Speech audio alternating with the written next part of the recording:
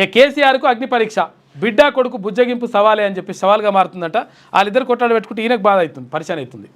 కవితకు కేసీఆర్ నచ్చ చెప్పగలిగితే ఓకే, లేదంటే బీఆర్ఎస్కు ఇబ్బందులే.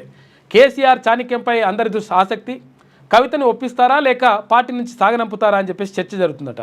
కేసీఆర్ నిర్ణయంపై ఉత్కంఠ, బీఆర్ఎస్ పరిణామాలను నిశ్చితంగా గమనిస్తున్న కాంగ్రెస్ బీజేపీ. బీఆర్ఎస్ అధినేత కేసీఆర్కు అగ్ని పరీక్ష లాంటి పరిస్థితి ఇది. గతంలో ఆ పార్టీ ఎన్నో ఒడిదుడుకులను ఎదుర్కొంది.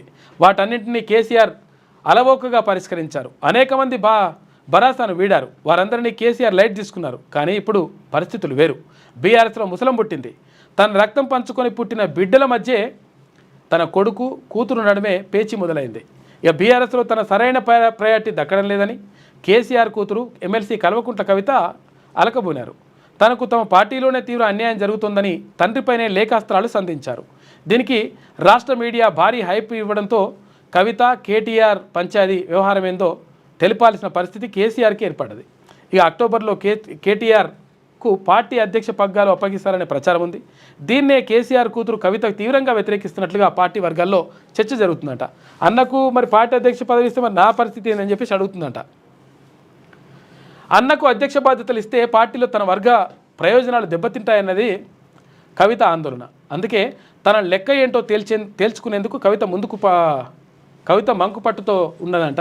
కేసీఆర్ ముఖ్యమంత్రిగా ఉన్నన్ని రోజులు ఆయనకు పెద్దగా ఇబ్బంది కాలేదు. టీఆర్ఎస్ను బీఆర్ఎస్గా మార్చిన తర్వాత కేటీఆర్కు రాష్ట్ర రాజకీయాలు, కవితను జాతీయ రాజకీయాల్లో యాక్టివ్గా చేయాలని భావించారు. తర్వాత కుటుంబంలోని ఇద్దరు బిడ్డలకు సమన్యాయం చేయొచ్చని అంచనా వేసుకున్నారంట. అందులో భాగంగానే మొదటగా కేటీఆర్కు బీఆర్ఎస్ కార్యనిర్వాహక బాధ్యతలు అప్పగించారు. అయితే అక్కడే కేసీఆర్ లెక్క కాస్త తప్పింది. గత రాష్ట్ర శాసనసభకు జరిగిన ఎన్నికల్లో భరోసా ఓడిపోయింది. పార్లమెంట్ ఎన్నికలను ఒక సీటు కూడా గెలవలేకపోయింది.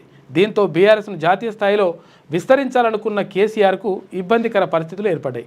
ఇదే సమయంలో ఇట్లా బాధ్యతలు ఎట్లా అయిపోయిందట. మొత్తం మీద బిడ్డే కొడుకు పంచాది ఏం చేయాలనో అర్థం కాని పరిస్థితిలో కాకుండా